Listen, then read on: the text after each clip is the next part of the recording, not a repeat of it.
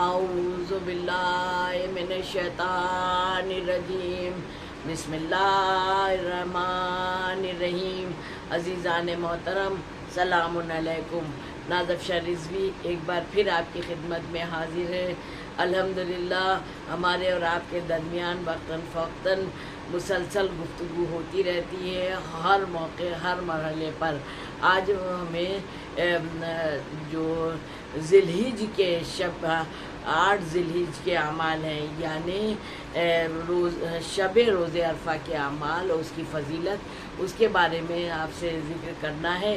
اور ایک نماز جو مغرب عشاء کے درمیان 1 تاریخ سے 10 تاریخ تک پڑھی جاتی ہے، وہ میں نے آپ کو بتائی اور الحمدللہ مسلسل آپ لوگ پڑھ بھی رہے ہوں گے۔ اور 2 رکعت نماز ہے جس کو پڑھنے کا اتنا ثواب ہے کہ حاجیوں میں شمار ہو جاتا ہے۔ ظاہر سی بات ہے، یہ ذی الحجہ کا مہینہ ہے، حج کا مہینہ ہے، اس کی رحمتوں اور برکتوں کا کیا ہی کہنا۔ تو عزیزان محترم، روز عرفہ کے اعمال سب جانتے ہیں اور انشاءاللہ اس کا بھی ویڈیو آپ کی خدمت میں پیش کروں گی میں، وہ بھی آپ لوگوں کو حاصل ہو جائے گا۔ مگر جو شب عرفہ ہے اس کی بھی فضیلت کم نہیں ہے۔ شب عرفہ کی اتنی عظمت ہے، اتنی عظمت ہے، یہ رحمتوں والی برکتوں والی یہ رات ہے شب عرفہ۔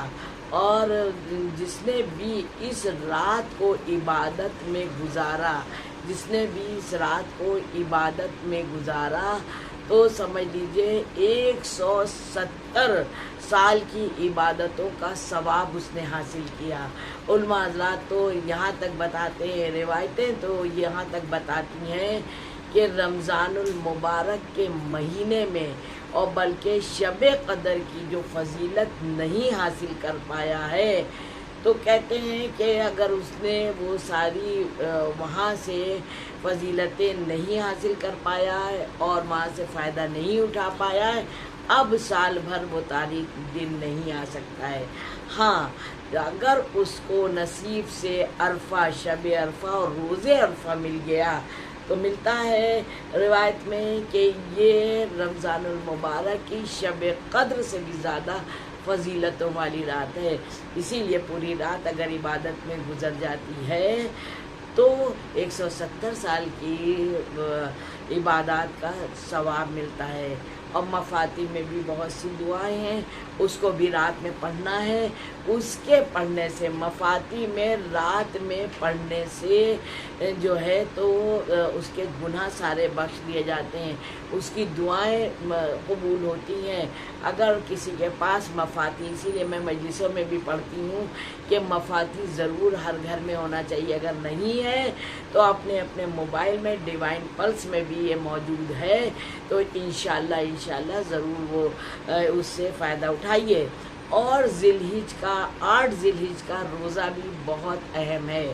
روزہ تو 9 ذی الحجہ کا بھی بہت اہم ہے، مگر وہاں پر جو پورے سال روزوں میں کہیں اس بات کا تذکرہ نہیں کیا گیا ہے، جو 9 ذی الحجہ یعنی عرفہ کے دن پر تذکرہ کیا گیا ہے، ذکر کیا گیا ہے، بتایا گیا ہے، سمجھایا گیا ہے کہ اتنے عظیم اعمال ہیں روز عرفہ کے، اور اگر اس میں ذرا سی بھی کوالٹی میں یا کوانٹٹی میں کمی ہوئی تو پھر وہ روزہ نہیں رکھنا ہے۔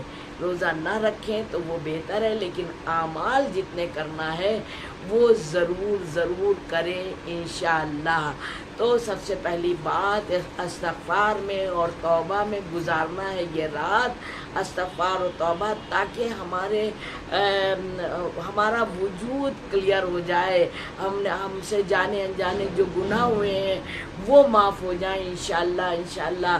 اگر ہمارے گناہ نہیں معاف ہوئے، خدا نہ کرے، تو پھر کوئی بھی عبادت قبول نہیں ہے۔ تو سب سے بڑی عظیم عبادت یہ ہے کہ شب عرفہ یعنی کہ 8 ذی الحجہ کو ہم لوگ شب میں اتنی دعا کریں، اتنے اذکار پڑھیں، 10,000 بار وہ 10 تسبیحہ بھی پڑھنے کو کہا گیا، سب مفاتیح میں موجود ہے۔ ظاہر سی بات ہے یہ ویڈیوز لمبے ہو جاتے ہیں، اس لیے ہم ساری بات اس میں نہیں کر سکتے ہیں، اور جلدی ہی انشاءاللہ ہم آپ کی خدمت میں لا رہے ہیں عرفہ کا ویڈیو.